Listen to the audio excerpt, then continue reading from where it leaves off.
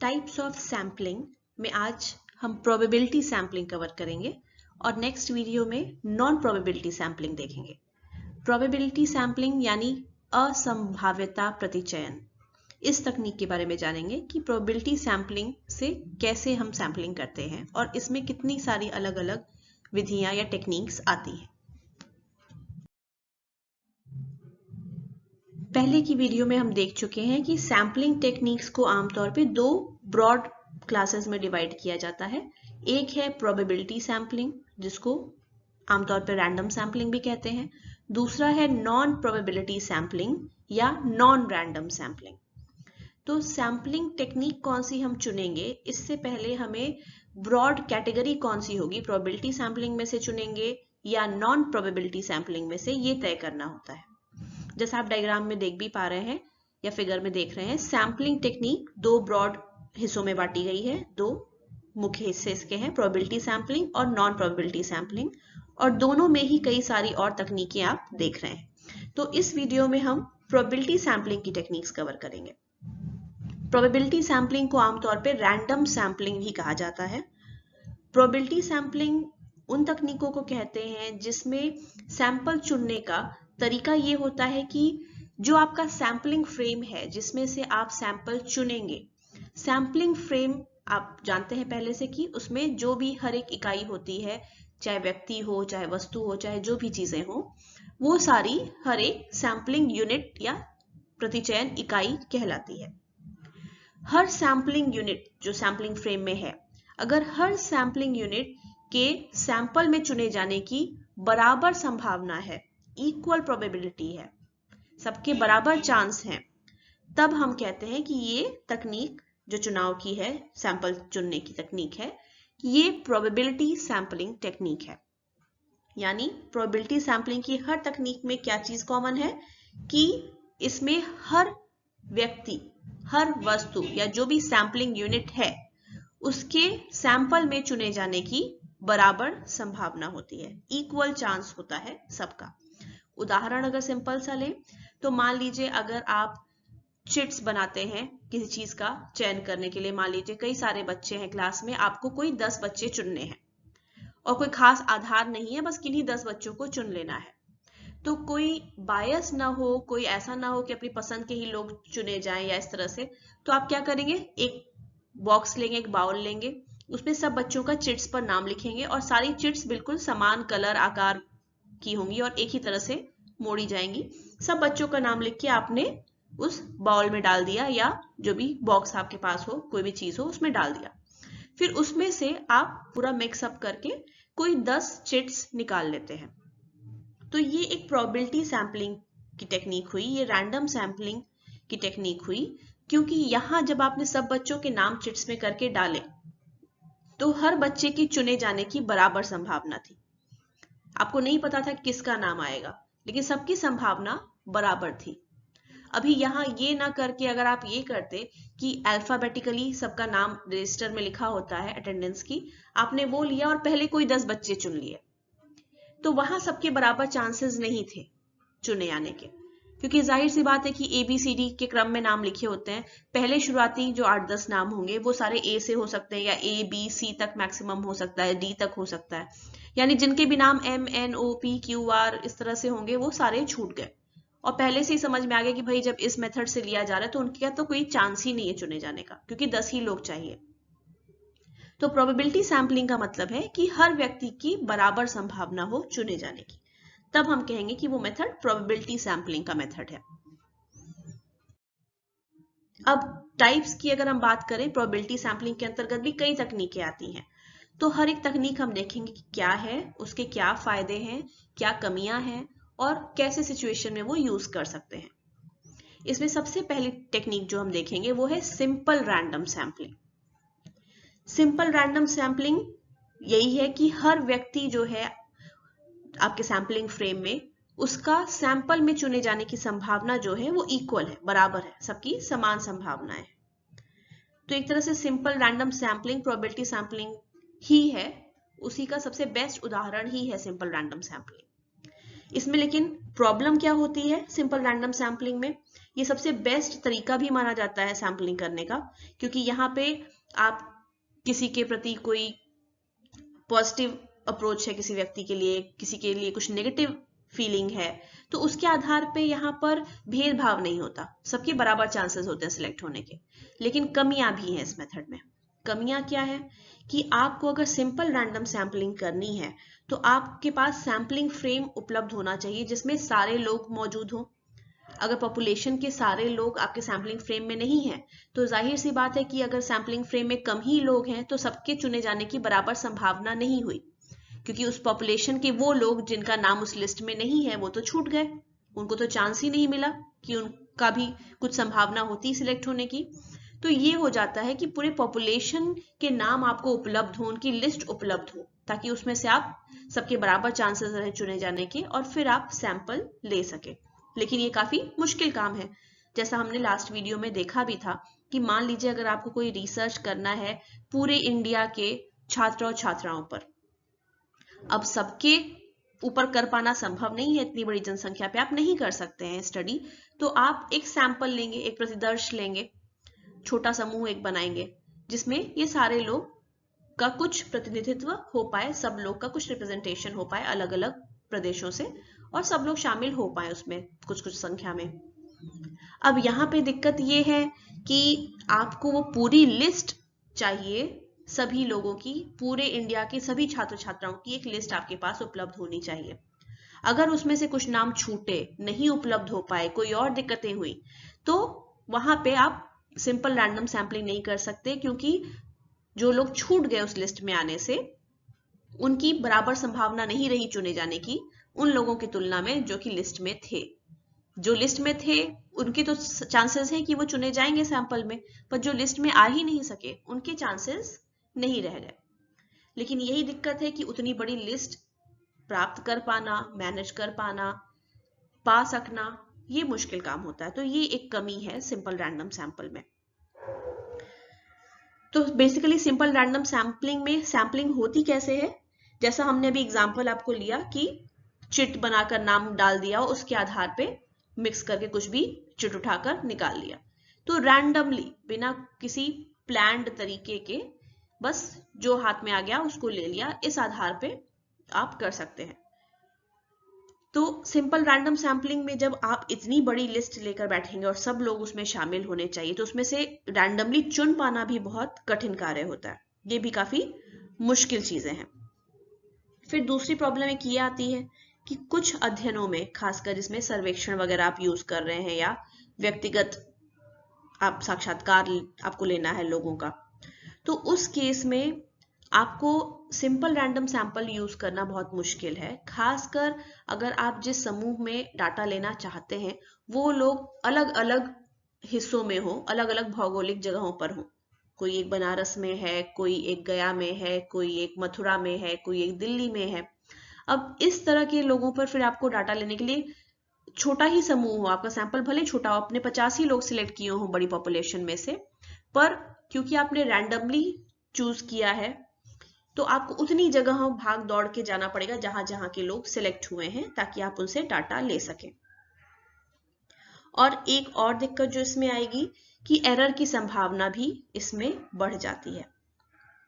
तो ये कुछ कमियां हैं जो इससे लिंक्ड है, लेकिन बाकी तकनीकों की तुलना में सिंपल रैंडम सैम्पलिंग काफी अच्छी तकनीक मानी जाती है, क्योंकि इसमें कोई भी तरह का डिस्क्रिमिनेशन या भेदभाव नहीं होता, सबके बराबर चांसेस होते हैं चुने जाने के। एक और तरीका है प्रोबेबिलिटी सैंपलिंग का, जिसे कहते हैं स्ट्रेटिफाइड रैंडम सैंपलिंग। स्ट्रेटिफाइड शब्द आया है स्ट्रेटा से, स्तर, तो स्ट्रेटिफाइड रैंडम सैंपलिंग यानी स्तरित रैंडम सैंपलिंग।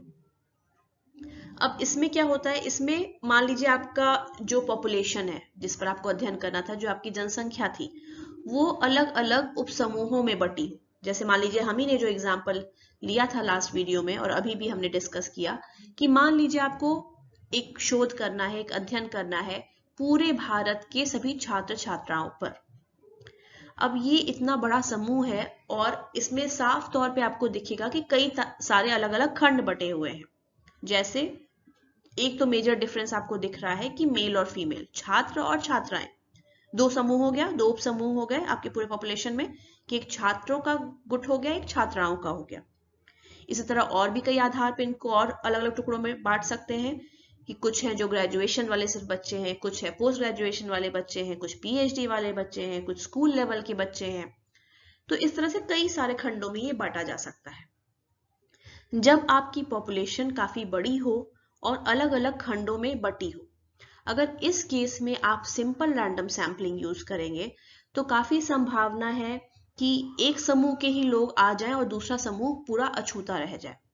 जैसे आपको याद होगा कि हमने लास्ट वीडियो में जहां सैम्पलिंग फ्रेम, सैम्पलिंग यूनिट ये सब डिस्कस किया था, उसमें हमने ये बोला था कि अगर आपका पॉपुलेशन ये है कि आपको पूरे इंडिया के छात्र छात्राओं पे अध्ययन करना है, पर क्योंकि ये संभव नहीं है, तो आपने तय किया कि आप हर प्रदेश से, भारत के हर प्रदेश से 100 लोगों को, 100 छात्र छात्राओं को लेंगे, जिसमें 50 छात्र होंगे, 50 छात्राएं होंगी। ये आपने तय किया ताकि बराबरी सबकी हो सके, सबका बराबर रिप्रेजेंटेशन हो सके। लेकिन फिर आपने हर प्रदेश की लिस्ट निकाली जो आपका सैम्पलिंग फ्रेम बनेगा, और उसमें भी लाखों की संख्या में नाम थे स्टूडेंट्स के। अब उसमें से आपको 50 मेल और 50 फीमेल चुनने हैं, 100 लोग चुनने हैं टोटल। अब मान लीजिए यहाँ पर आप रैंडम, जो अभी हमने मेथड देखा सिंपल रैंडम सैम्पलिंग, उससे अगर आप चुनाव करते कि भाई उस 1,00,000-2,00,000 लोगों में से कोई भी 100 लोग हम चुन लें, तो काफी संभावना बनती है, क्योंकि लाख का सैंपल है, काफी संभावना बनती है कि 100 के 100 लोग, हो सकता है सारे मेल्स ही आ जाएं, फीमेल सेलेक्ट हो ही नहीं, क्योंकि आपने ये देख के नहीं चूज किया कि मेल्स भी आए फीमेल्स भी आए। मान लीजिए आपको बस 100 चुनने थे, आपने सोचा कोई भी 100 हम ले लेते हैं, तो हो सकता है कि सारे के सारे मेल्स ही आ जाते, फीमेल्स छूट ही जाती। या ये भी संभव था कि पता चला 70 मेल्स आ गए, 30 ही फीमेल्स आई, तो भी बराबरी सही से नहीं हुई। तो ये दिक्कतें हो सकती हैं सिंपल रैंडम सैम्पलिंग में। इससे बचने के लिए, ताकि हमारी पॉपुलेशन के जो छोटे उप समूह हैं सबका बराबर प्रतिनिधित्व हो सके, सब शामिल हो सके समूह में, इसके लिए हम स्ट्रेटिफाइड रैंडम सैम्पलिंग चुन सकते हैं। इसमें हम क्या करते हैं कि अपनी पॉपुलेशन को पहले ही हम भागों में, स्ट्रेटा में या स्तरों में बांट देते हैं, जैसे पुरुष महिला हमने पहले से अलग अलग कर लिया। अब पुरुष की लिस्ट हम अलग बना लेंगे, महिला की लिस्ट अलग बना लेंगे, और अब सिंपल रैंडम सैम्पलिंग चूज करेंगे। अब पुरुष की लिस्ट में से हमने सिंपल रैंडम सैम्पलिंग की विधि चूज करके 50 लोगों को ले लिया, और फिर महिलाओं की लिस्ट में से भी हमने सिंपल रैंडम सैम्पलिंग की विधि इस्तेमाल करके 50 लोगों को ले लिया। तो अब हमारा क्या हुआ, बराबर बराबर 50-50 लोग आ गए। हमने सिंपल रैंडम सैम्पलिंग ही यूज की, पर पहले अपने बड़े समूह को उसके खंडों में बांट लिया या छोटे समूहों में किसी आधार पर बांट लिया। तो हमारा यहाँ पे मेल फीमेल का बराबर रिप्रेजेंटेशन हो गया। तो ये जो हम खंड बांट रहे हैं या अलग अलग स्तर बांट रहे हैं, इसी को स्ट्रेटा कहते हैं, और इसी वजह से इसका नाम हो जाता है स्ट्रेटिफाइड रैंडम सैम्पलिंग। और ये जो हम अलग अलग स्ट्रेटा बना रहे हैं, ये किसी भी आधार पे हो सकता है, जेंडर के आधार पे हो सकता है, आपका व्यवसाय क्या है उसके आधार पे हो सकता है कि भाई नौकरी पेशा लोगों का एक ग्रुप बना दो, दूसरा जो है व्यवसायी लोग रहेंगे इसमें से ले लिया जाए, या प्राइवेट जगहों पे काम करने वालों का एक ग्रुप बना दो, पब्लिक सेक्टर में काम करने वालों का एक ग्रुप बना दो। अब दोनों में से अलग अलग हम लोगों को ले लेंगे, तो किसी भी आधार पे सैम्पलिंग बन सकती है। जैसे आप नीचे अगर जो फिगर्स दिए हुए हैं ये देखें तो आपको बेहतर समझ में आएगा। पहली फिगर में देखिए, आपका जो सैम्पलिंग फ्रेम था जहां से आपको सैंपल का चुनाव करना है, उसमें देखिए सर्कल, ट्रायंगल, रेक्टेंगल सब कुछ बना हुआ है। अब उसमें से आपको कोई 3 सिर्फ चुनने हैं, कोई भी 3 चुनेंगे, अगर आंख बंद करके कोई भी 3 जो हाथ लग गया, क्या पता तीनों ही सर्कल आ जाते, क्या पता 2 सर्कल 1 ट्रायंगल आता, स्क्वायर छूट ही जाता। तो आपने सोचा कि चलो इसको अलग अलग खंड में बांट देते हैं बराबर बराबर। तो आपने देखा कि 9 है उसमें टोटल, और 3-3 सबके हैं, तो आपने तीनों अलग कर लिया, 3 स्क्वायर बना लिया, 3 सर्कल और 3 ट्रायंगल। अब उस सब में से हमने एक एक ले लिया, तो हमारा 3 का सैंपल भी बन गया, लेकिन कोई छूटा नहीं, सब आ गया उसमें। इसी तरह दूसरा वाला आप देखिए, मान लीजिए लोगों की यहाँ बात कर रहा है, तो 3 ग्रुप बनाया हुआ है, एक अलग तरह के लोग हैं, दूसरे अलग हैं, एक खुश हैं, एक नाराज है, दुखी है, और एक जो है वो कुछ नहीं, न खुश है न नाराज है।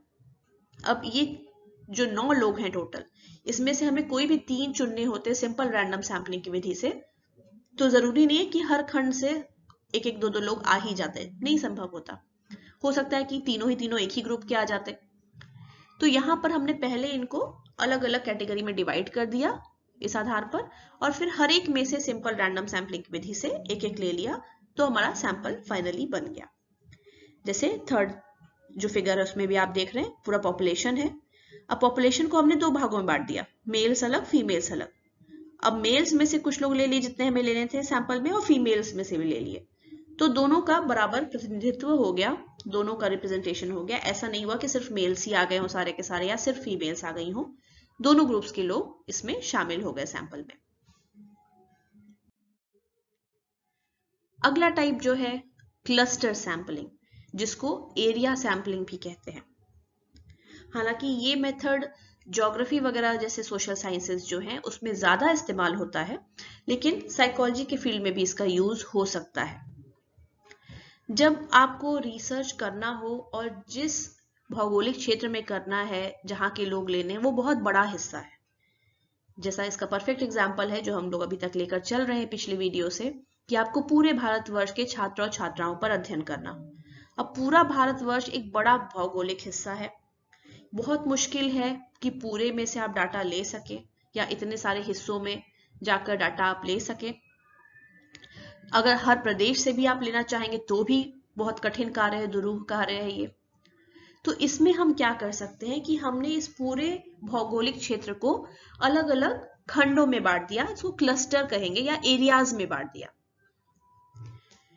अब एरियाज कैसे आप बांट सकते हैं, या तो मान लीजिए हम लोग अगर बांटे भारतवर्ष में तो स्टेट के आधार पे बांट सकते हैं, अलग अलग प्रदेश को हम एक एक एरिया मान लें, या किसी और आधार पे भी कर सकते हैं। जैसा आप नीचे देख रहे हैं फिगर में, एक कोई प्रदेश जैसा हिस्सा है, अब उसको हमने छोटे छोटे बराबर खंडों में 1 2 3 4 5 6 करके ऐसे जितने भी एरियाज हैं सब बांट लिए। तो ये सारे हमने जो खंड बना लिए सबको एक एक नंबर दे दिया, ये हमारे क्लस्टर्स बन गए। अब इन क्लस्टर्स में से हम कुछ का चुनाव कर लेंगे random sampling, simple random sampling जो पहली विधि थी हमारी उससे, और ये हमारा फाइनल पॉपुलेशन बन जाता है। जैसे मान लीजिए अगर हमें तो साइकोलॉजी में इंसानों पर अध्ययन करना है, मान लीजिए हमारी पॉपुलेशन जो थी वो अलग अलग क्लस्टर्स में हमने पहले बांट लिया उसको किसी आधार पर, और क्लस्टर के हर लोगों को हमने कुछ नंबरिंग दे दी। अब जैसे यहाँ आप फिगर में देख पा रहे हैं कि पॉपुलेशन को हमने किसी आधार पे 6 खंडों में बांटा, 6 क्लस्टर्स में बांटा, 3-3 लोग हैं हर एक में, पर 6 खंड में बांटा। अब हम सारे खंडों को नहीं शामिल करेंगे क्योंकि अभी भी काफी बड़ा समूह बन रहा है और छोटा लेना है। तो इसमें से कोई 2 खंड हमने ले लिए, 2 क्लस्टर्स ले लिए, ये हमारा हो गया। अब जैसे मान लीजिए आपको जो पूरे भारतवर्ष में स्टडी करनी थी नहीं संभव है, आपने सोचा हर प्रदेश से हम कुछ कुछ लोग लेंगे, मान लीजिए ये भी आपको काफी कठिन पड़ रहा हो, तो अब आप क्या कर सकते हैं कि उन प्रदेशों में से, हर प्रदेश को एक एक क्लस्टर मानते हुए उन प्रदेशों में से कोई 5-6 क्लस्टर्स चुन लिए। मतलब सारे प्रदेश जो है भारत के सब पे आप ना करें, सिर्फ उसमें से कुछ ही ले लें और रैंडम तरीके से चुनाव करें। ऐसा नहीं कि अपनी सहूलियत के हिसाब से ले लें कि अच्छा हम यहाँ रहते हैं चलो आसपास के ये सब स्टेट्स ले लें, जाने में सुविधा होगी, ऐसा नहीं। सारे 2800 जो है आपके स्टेट्स उसमें से आपने कोई रैंडमली चुनाव कर लिया। आपको एक पंजाब मिल सकता है, एक कर्नाटका मिल सकता है, एक उत्तर प्रदेश मिल सकता है, एक मेघालय मिल सकता है, एक राजस्थान मिल सकता है, ऐसे करके कोई 5-6 ले लिया। अब सिर्फ वहीं पर आप अध्ययन करेंगे, और वो जो 5-6 आपने लिया स्टेट्स, वहां के सारे स्टूडेंट्स को आप शामिल कर लेंगे। अब वहां फिर नहीं छांटेंगे आप, अब वहां के सारे लोगों को आप शामिल कर लेंगे। ये एक तरीका हो सकता है। एक स्टेप होता है उसे कहते हैं डबल स्टेज क्लस्टर सैंपलिंग। मतलब क्लस्टर सैंपलिंग भी हम कर रहे हैं लेकिन 2 स्टेज में कर रहे हैं। तो इसमें क्या होता है कि हमने अभी जैसे आपको एग्जांपल दिया वो सिंगल स्टेज क्लस्टर सैंपलिंग थी कि हमने कुछ प्रदेशों को चुन लिया, 5-6 प्रदेशों को, अब उसमें जितने भी छात्र छात्राएं सब पर अध्ययन करेंगे। लेकिन अभी भी जाहिर सी बात है काफी बड़ी संख्या होगी, लाखों में हो सकती है, काफी लाखों में जाएगी। तो अब हम क्या करेंगे कि अब उसके अंदर भी हमने खंड बांट दिए। अब हर प्रदेश के अंदर भी डिस्ट्रिक्ट के आधार पे या किसी आधार पे मान लीजिए हमने जितने डिस्ट्रिक्ट हैं, 72 डिस्ट्रिक्ट है, 60 डिस्ट्रिक्ट है, ऐसे करके बांट दिया और क्लस्टर्स बना दिए और छोटे छोटे खंड बना दिए उसमें। अब उन क्लस्टर्स में से भी हम रैंडमली कोई 8, 10, 15, 20 क्लस्टर्स चुन लेंगे। अब जो हमने चुने क्लस्टर्स उसके सारे लोगों पर हम अध्ययन कर लेंगे। तो ये डबल स्टेज क्लस्टर सैम्पलिंग हो गई। हमने 2 स्तरों पर क्लस्टर्स बनाए। पहले तो प्रदेशों का जो क्लस्टर बनाया उसमें से कुछ प्रदेश का चुनाव किया, उस क्लस्टर में से हमने एक बार सैम्पलिंग की, लेकिन अभी भी वहां के सभी लोग को लिए जाने पे काफी बड़ी जनसंख्या हो रही थी, तो उसमें से भी आपने फिर से क्लस्टर्स बनाए डिस्ट्रिक्ट के आधार पर और फिर से चुनाव किया। तो ये डबल स्टेज क्लस्टर सैम्पलिंग हो जाती है, जैसा कि आपको लास्ट फिगर में दिखाई दे रहा है। जो 4 गोले बने हुए हैं, पहले तो ये 4 क्लस्टर आपने चुन लिए किसी बड़े क्लस्टर के समूह से, लेकिन अब उस 4 क्लस्टर्स के अंदर भी आप कुछ ही लोगों को चुन रहे हैं, जो लोग घेरों में बने हुए हैं उन्हीं को चुन रहे हैं। तो 2 स्टेज पे आपने क्लस्टर्स बनाए और उसमें से चुनाव किया, तो वो डबल स्टेज क्लस्टर सैम्पलिंग हो जाती है। अगली एक यूजफुल टेक्निक जो है प्रोबेबिलिटी सैम्पलिंग में, उसे कहते हैं सिस्टमैटिक सैम्पलिंग। सिस्टमैटिक सैम्पलिंग काफी इजी टेक्निक है, ये कम खर्चीली होती है और ज्यादा बड़ी पॉपुलेशन जहां पर है उसमें से चुनाव करने के लिए काफी आसान भी होती है। इसमें हम क्या करते हैं कि पूरी बड़ी पॉपुलेशन में से पहले सिंपल रैंडम सैम्पलिंग की जो विधि हमने पहले देखी कि बिल्कुल मनमाने ढंग से, आकस्मिक ढंग से किसी भी लोगों को चुन लिया, वैसे ही हम करते हैं, लेकिन बस पहला व्यक्ति चुनने के लिए या पहला यूनिट, पहली इकाई चुनने के लिए। जैसे मान लीजिए जो हमने अभी तक एग्जाम्पल लिया कि पूरे भारतवर्ष में जितने भी सारे छात्र छात्राएं हैं उस पर आपको अध्ययन करना था। अब मान लीजिए आपने एक पूरी लिस्ट बना ली इन सब की, मान लीजिए बहुत बड़ी लिस्ट होगी, संभव नहीं है, मुश्किल है, पर मान लीजिए आपको कहीं से लिस्ट मिल गई सब स्टूडेंट्स की पूरे इंडिया में। अब उसमें से हम क्या करेंगे, पहले सिंपल रैंडम सैम्पलिंग विधि से हम कोई भी पहला व्यक्ति एक चुन लेंगे।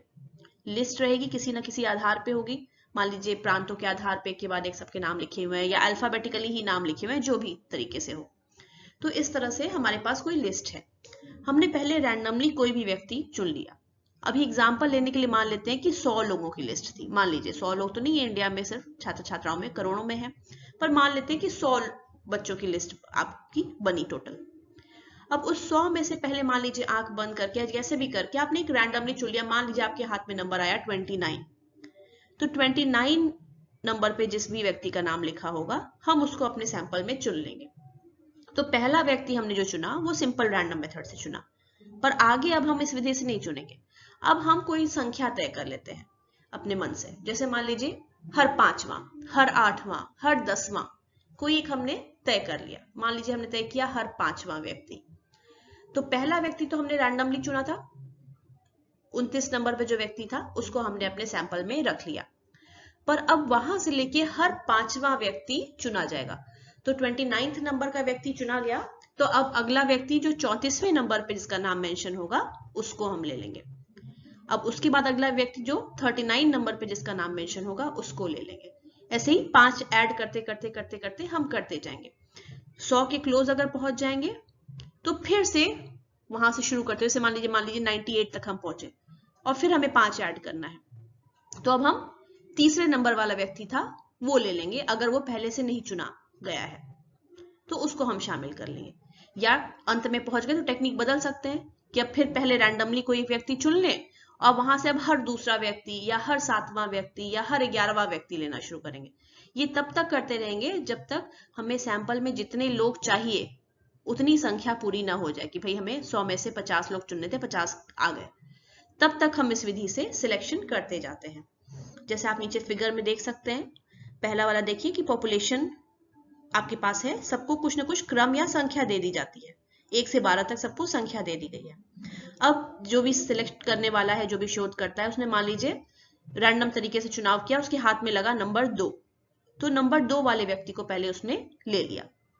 अब उसने तय किया कि भाई हर तीसरे व्यक्ति को हम शामिल करेंगे, तो नंबर 2 के बाद तीसरा व्यक्ति कौन होगा, 5वां, उसको शामिल कर लिया। फिर 3 बाद 8वां, उसे भी शामिल कर लिया। फिर 3 बाद आ गया 11वां, उसे भी हमने शामिल कर लिया। तो मान लीजिए इन्हें 4 ही लोग चुनने थे, तो इनका सैंपल अब पूरा हो गया। ये इन्होंने इस्तेमाल कर लिया टेक्निक। यही चीज आपको अलग फिगर में भी दिखाई गई है कि इतने सारे जो लोग हैं उसमें देखिए हर तीसरे व्यक्ति को या हर दूसरे व्यक्ति को इस तरह करके ये चुनाव कर रहे हैं। थर्ड फिगर में भी ऐसे ही है, 9 लोग हैं, उसमें से मान लीजिए आपको 3 चुनने हैं, तो पहले आपने रैंडमली कोई एक संख्या चुनी, आपके हाथ में लगा नंबर 3, तो आपने तीसरे नंबर पे जो व्यक्ति था उसको शामिल कर लिया, और अब आप हर तीसरे व्यक्ति को ले रहे हैं। आपने तय किया कि हर तीसरे को लेंगे, कोई भी संख्या और ले सकते हैं, हर पांचवें को लेंगे, हर दूसरे को लेंगे, कोई भी आप ले सकते हैं। तो हर तीसरे व्यक्ति को लिया, तो अब छठे नंबर के व्यक्ति को ले लिया, फिर 9वें को ले लिया, 3 का सैंपल हमारा पूरा हो गया। तो हम यहाँ पे अब सैंपलिंग रोक देंगे। तो ये इजी मेथड है, बहुत बड़ी जनसंख्या हो तो उसमें सिलेक्ट करने का भी ये अच्छा तरीका होता है। अगला मेथड है multi stage sampling. Multi stage sampling जैसा नाम से समझ में आ रहा है कि कई स्तरों पे इस पे सैंपलिंग की जाती है, और ये एक तरह से क्लस्टर सैंपलिंग जो आपने देखा उसी का एक कॉम्प्लेक्स, एक जटिल रूप माना जाता है। अब जैसे उदाहरण ले लें, मान लीजिए कोई एक कार्स वगैरह के बारे में कोई मैगजीन छपती है, कोई भारतीय प्रकाशक है वो ऐसे कोई मैगजीन छापते हैं। अब उसके संबंध में उन्हें कोई आर्टिकल लिखना है, लेख लिखना है, या कोई एक सर्वेक्षण करना है। तो एक तरीका हो सकता है कि पूरे भारतवर्ष में जिन लोगों के पास कारें हैं उसमें से एक वो सिंपल रैंडम सैंपल ले लें और उनसे बातचीत करके उनके आधार पे कुछ जानकारियां दें। लेकिन ये बहुत बड़ी पॉपुलेशन होगी, बहुत खर्च आएगा, इसमें समय भी बहुत ज्यादा लगेगा और कठिन भी है, गलतियां भी ज्यादा होंगी ऐसा सिलेक्शन करने में। इससे सस्ता और बेहतर तरीका क्या है? Multi stage sampling. यहाँ पर ये क्या कर सकते हैं कि पहला स्टेज पूरे भारतवर्ष को अलग अलग स्टेट्स में बांट सकते हैं, जो कि बटे ही हुए हैं, मतलब स्टेट्स अलग अलग एक हो गए। पहला स्टेज ये हो गया सिलेक्शन का। अब हर स्टेट में ये कुछ कुछ डिस्ट्रिक्ट्स जो हैं उनको टारगेट कर सकते हैं। फिर हर जो डिस्ट्रिक्ट इन्होंने चुने, कई सारे डिस्ट्रिक्ट्स में से कुछ 2-4 डिस्ट्रिक्ट ले लिए। अब उन हर डिस्ट्रिक्ट में मान लीजिए 10-12-15 गांव होंगे या शहर होंगे। उन सब में से भी सारे गांव या शहर चुनने के बजाय 2-4 शहर या गांव चुन लिया। अब उन हर 2-4 शहर या गांव में कई सारे घर होंगे, उन घरों में से भी कुछ घर चुन लिए और फिर जाके उन लोगों का इंटरव्यू ले लिया या उनका कुछ सर्वेक्षण ले लिया, कुछ साक्षात्कार ले लिया।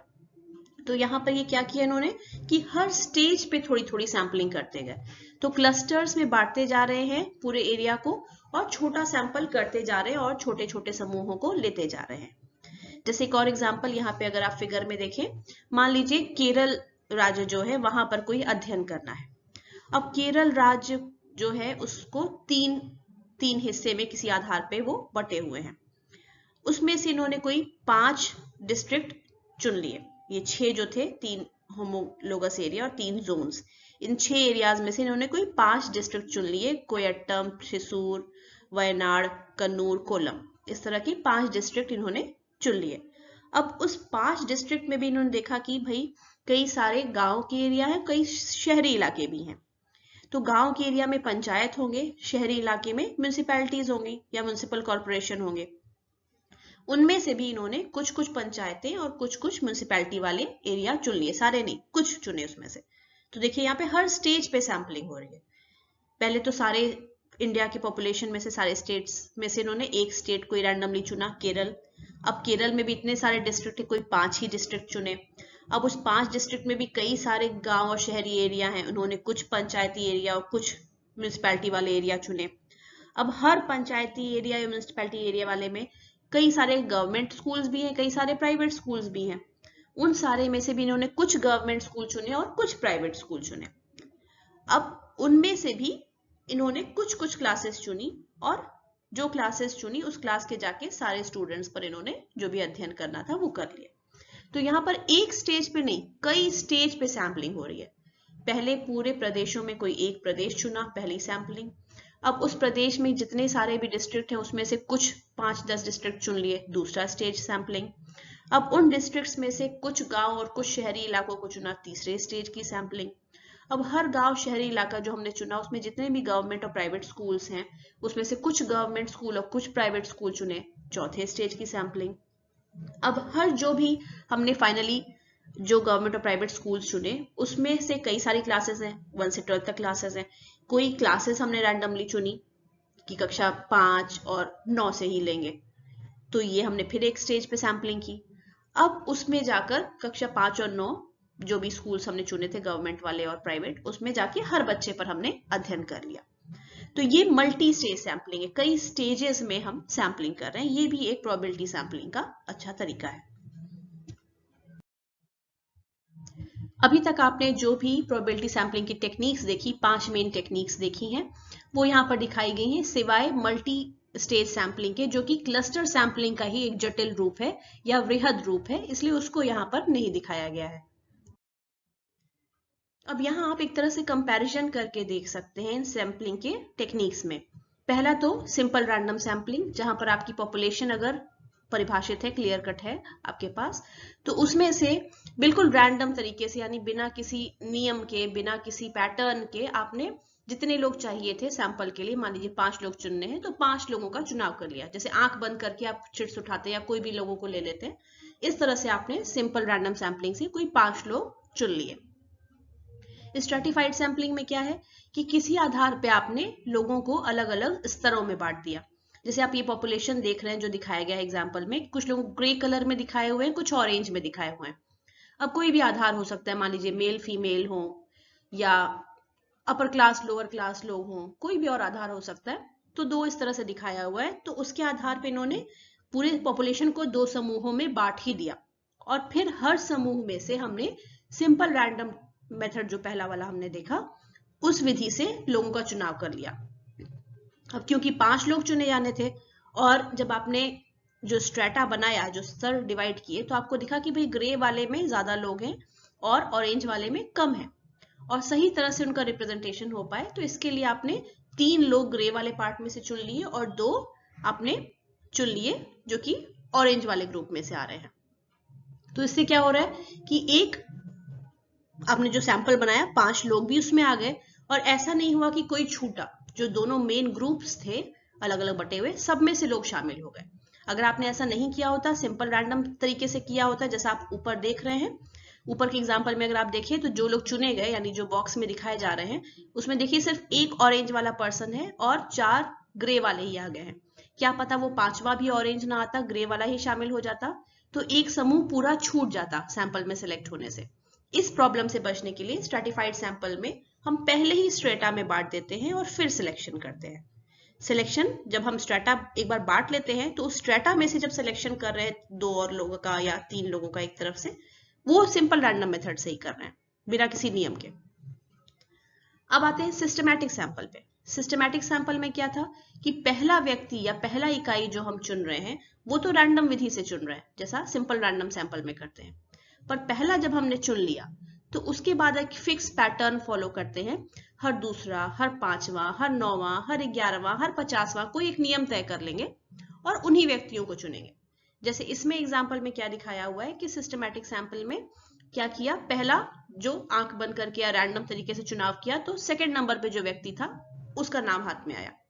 अब उसके बाद से इन्होंने तय कर लिया है कि हर तीसरा व्यक्ति चुनेंगे, तो इन्होंने सेकंड पर्सन चुना, अब उसके बाद 5वां चुना, फिर 8वां चुना, ऐसे करके ये सिलेक्शन करते जा रहे हैं। लास्ट मेथड जो है वो क्लस्टर सैंपल। क्लस्टर सैंपल में किसी आधार पे हम क्लस्टर्स बना लेते हैं। अब मान लीजिए कि यहाँ पर जो 5 क्लस्टर बनाए गए हैं 3-3 लोगों के, मान लेते हैं कि ये दिखा रहा है कि आप किस भौगोलिक क्षेत्र से आते हैं, पर ये किसी भी और आधार पर हो सकता है। तो मान लीजिए एक पहला ग्रुप जो है वो यूपी का है, दूसरा ग्रुप जो है वो बिहार का है, तीसरा पंजाब का है, चौथा कर्नाटका का है, 5वां राजस्थान का, ऐसे मान लीजिए कि इस आधार पे बनाया गया हो। अब इसमें से जब क्लस्टर्स बन गए, तो सारे को हम नहीं ले सकते क्योंकि फिर बहुत बड़ा पॉपुलेशन हो जाएगा, छोटा सैंपल हमें रखना है। तो अब इस क्लस्टर जो बना, उसमें से हम रैंडमली, सिंपल रैंडम मेथड से, हमें मान लीजिए 2 क्लस्टर लेने हैं, तो कोई भी 2 क्लस्टर हम चुन लेंगे, जिसमें हमारा ये सेकंड क्लस्टर आ गया और एक हमारा चौथा क्लस्टर आ गया। इसमें के सारे लोगों को हम शामिल कर लेंगे। अब मान लीजिए यही जो हम ये 6 लोग सिलेक्ट कर रहे हैं, मान लीजिए यही अगर हमारे लिए अभी बड़ा पड़ता कि नहीं हमें तो अभी 2 ही लोग चाहिए, तो अब इस क्लस्टर के अंदर से इन 2 में से भी हम रैंडमली चुनते और फिर एक इसमें से और एक इसमें से लेके 2 लोगों को फाइनल कर लेते। तो ये क्या हो जाता फिर डबल स्टेज क्लस्टर सैंपलिंग, जो हमने पहले देखा भी। तो ये सारा जो है आपका ये प्रोबेबिलिटी सैंपलिंग के टेक्निक्स हुए। अगली वीडियो में हम देखेंगे कि नॉन प्रोबेबिलिटी सैंपलिंग या असंभाव्यता प्रतिचयन विधियां जो हैं वो क्या है। याद रखिए, प्रोबेबिलिटी सैंपलिंग टेक्निक्स ज्यादा बेहतर तकनीकें मानी जाती हैं नॉन प्रोबेबिलिटी सैंपलिंग टेक्निक से, पर उनकी भी जरूरत पड़ती है क्योंकि कुछ प्रैक्टिकल सिचुएशंस में प्रोबेबिलिटी सैंपलिंग टेक्निक इस्तेमाल करना संभव नहीं होता है। ये क्या परिस्थितियां हैं, क्यों जरूरत पड़ती है नॉन प्रोबेबिलिटी सैम्पलिंग टेक्निक की, और उसकी कमियां या सीमाएं क्या हैं, वो हम देखेंगे अगली वीडियो में। धन्यवाद।